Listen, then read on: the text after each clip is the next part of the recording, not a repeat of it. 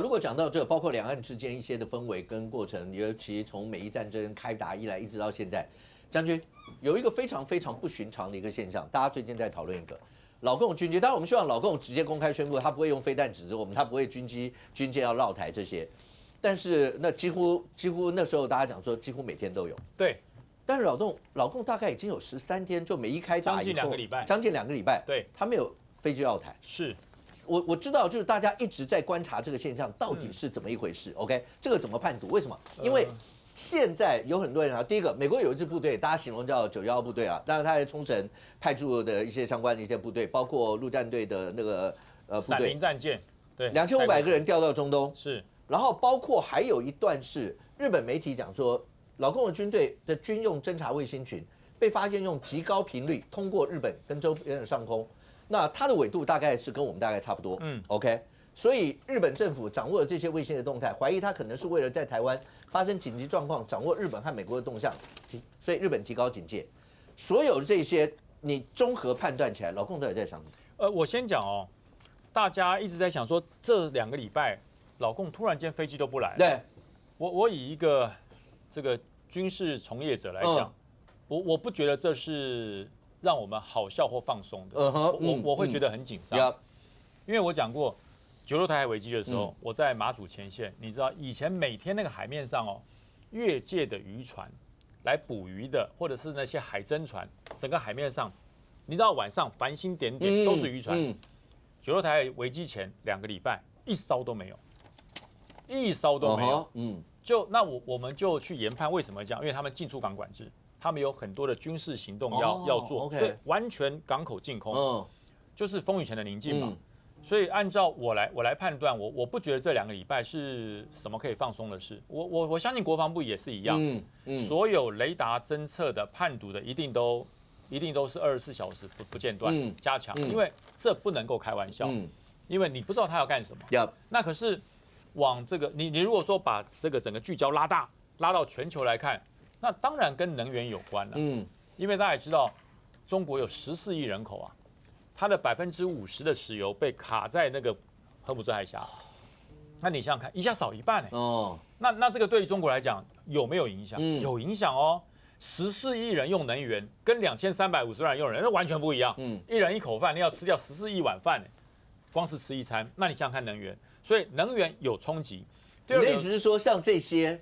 就不要再消耗这些能源在绕台或什么，对，然后备着其他用吧，对，因为也不知道还要这样子态度要弄多久。就是我如果在这段时间我继续2个礼拜一直绕台，等到机会来了我没油了，所以是不是说我把这个油控下来，我把这个能源控下来，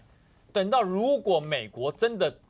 出了什么大事，或者是有什么可乘之机，我才有力量打，否则2个礼拜消耗到后面，机会来了我没油了。对不对？看到了，就在前面啊！对不起，我吃饱了，我吃不下了，所以我说我担心在这里。OK， 那第二个呢，也就是说第2个推断就是大家看到说这个美国啊有一批大部队2500人，砰隆就往中东走，那个是一个闪灵战舰，上面是可以起降 F-35B 的这个陆战队的一个战舰。他说这样会不会让印太真空啊？兵力真空？我觉得如果美国真的要走这个险棋。他不会让这艘战舰破落在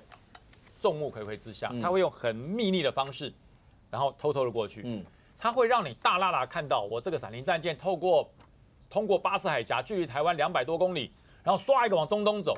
他让你看就表示，但是他让你看，那就表示他不担心你知道，他甚或刻意要让你知道。是，但是有人担心的意思是说，譬如他日本冲绳的2500部队往那调，是前几天的媒体报道是韩国的 SAD 系统是不是也往中东调？对，也就是说，在美国整个亚太的防御系统，会不会因此会有一些的缺口，或是不算真空，可是会有一些缺口？那因为他在忙着那边打仗，对，这时候反而是我们要您刚刚讲要更提高警觉，因为对老共来讲，虽然有一些状况，但这也是美国在这个地方某种程度会比较弱一点的时候，是不是他更好的机会？有人会担心这个，就是对老共来讲，这是他们的没有油是一个危机，但是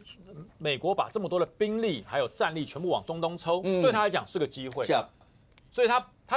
等机会来不来不知道，如果机会来了我没油没弹，那不傻眼。所以这是我担心的地方。然后另外美国让这支2500人的这个陆战队让大家都看到，所以我觉得这有一点就是说我让你看到，表示我有准备。那到底美国跟日本有没有准备，我不知道。然后另外，韩国的那个萨德系统往中东去调整，我觉得有点在给韩国一点教训。就是你这么轻松嘛，你叫中国来帮你啊，你叫中国来帮你啊，我把萨德给撤走。那萨德部署到南韩也是这1-2年的事。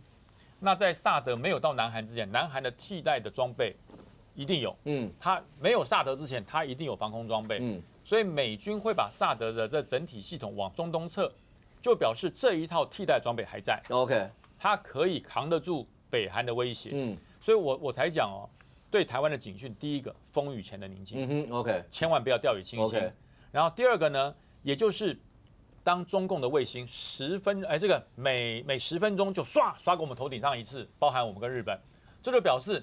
中国没有放松，他还在持续观察日本、台湾跟美军的动态。那第三个呢，在军事上，我们永远看到叫威胁，我们不会看到放松，也不会有庆祝行情，所以我才说这13天的安静，我个人觉得，